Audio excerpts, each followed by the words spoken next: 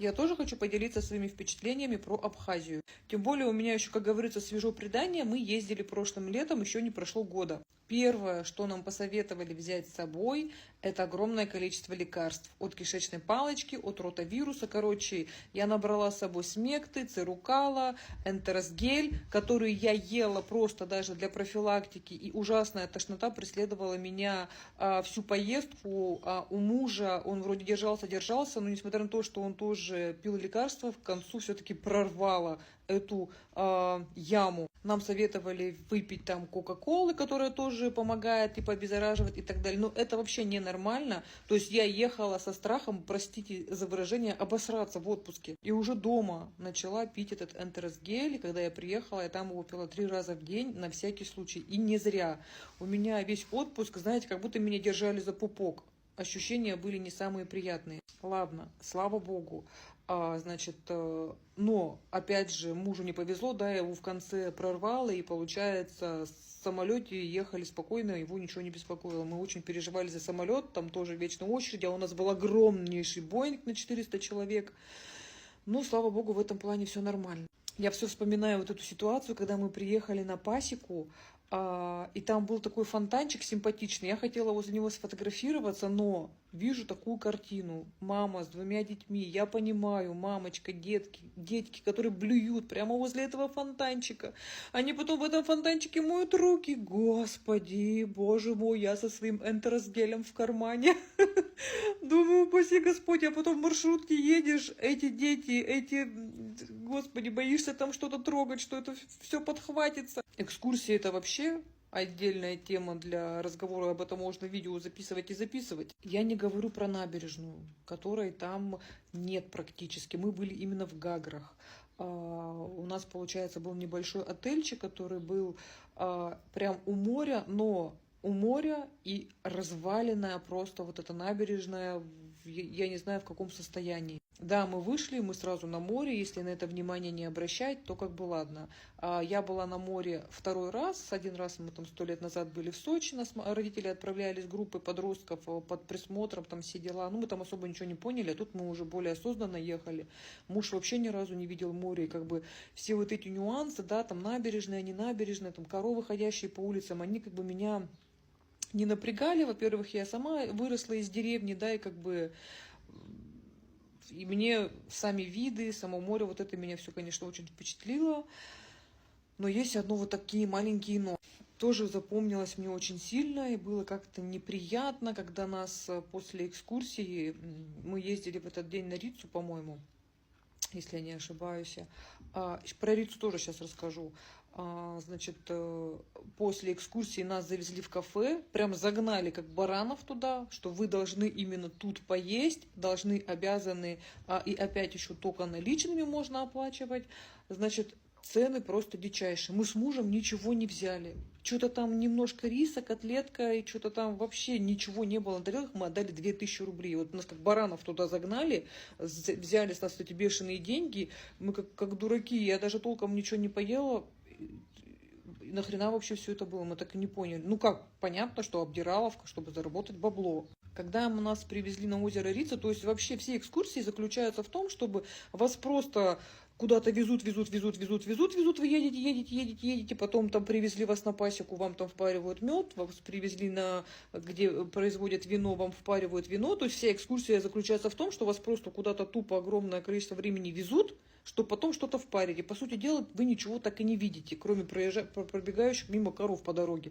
Привезли нас, короче, на озеро Рица, я не знаю, дали нам полчаса, мы ничего там не успели, ни посмотреть, ни увидеть, толком поесть не успели. Там еще нам этот официант нахамил, потому что, оказывается, у них тут в кафе только наличные, а у нас только карты. И вот он ходил, прям вот психовал, вот прям дергался на нас, что ему там пришлось где-то какую-то там, не знаю, эту абхазскую, не абхазскую, карту там просить кому-то, чтобы мы это перевели. То есть мы уже неприятно.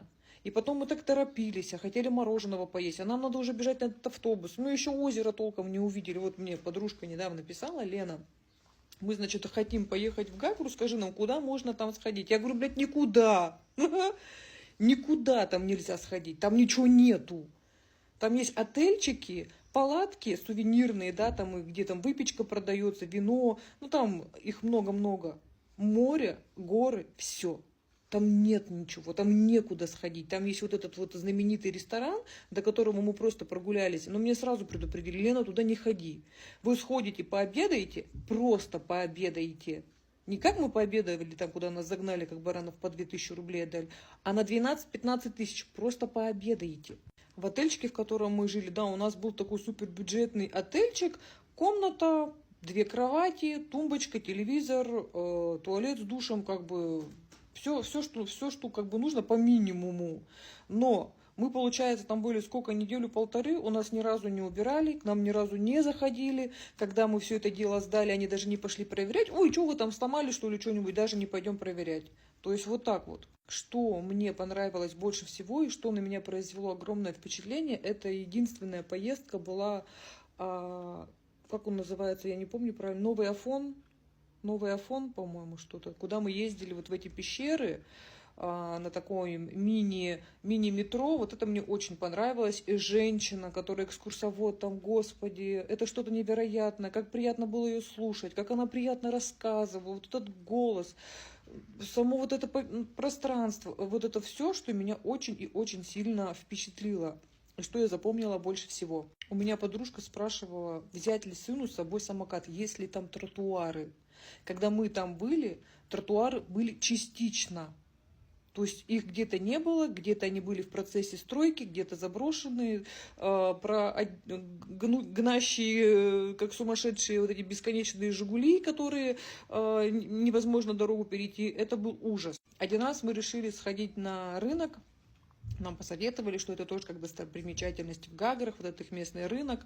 Мы, значит, поехали. Господи, мы сначала не могли разобраться, как там вообще маршрутку поймать. Потом как-то чуть ли мы в нее не прыгнули туда, потому что они как бешено никого не ждут. И они, наверное, видимо, не особо садят туда других туристов. Да, они, видимо, для работы, может быть, там у них вообще изначально нужны. Вот мы там как-то запрыгнули. Господи, откопала где-то там какие-то у себя наличные, чтобы хоть как-то заплатить, чтобы хоть как-то доехать. Обратно мы уже вызвали такси. То есть там стоял таксист, он был русский дядька, мужик, мы просто вот сели и тоже что-то какие-то бешеные деньги заплатили, чтобы он нас довез до нашего отеля, потому что, ну, пешком мы просто дорогу бы сами не нашли. Боже мой, а как мы нарвались на этих...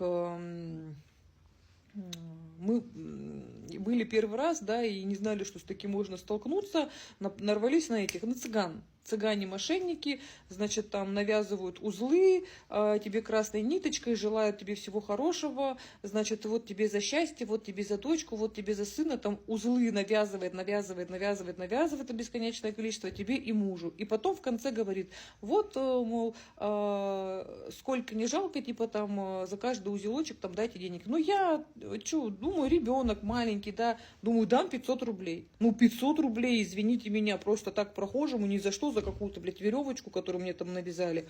Вы что, какие 500 рублей? Да каждый узелок не меньше 1000. Каждый узелочек не меньше 1000. Он мне их там навязал, хреново тучу этих узелков. Вы что, прикалываетесь, что ли? Короче, у нас еще матом покрыл, что мы уроды, дебилы и прочее. Мы потом еще эти веревки, блядь, срезали 3 часа.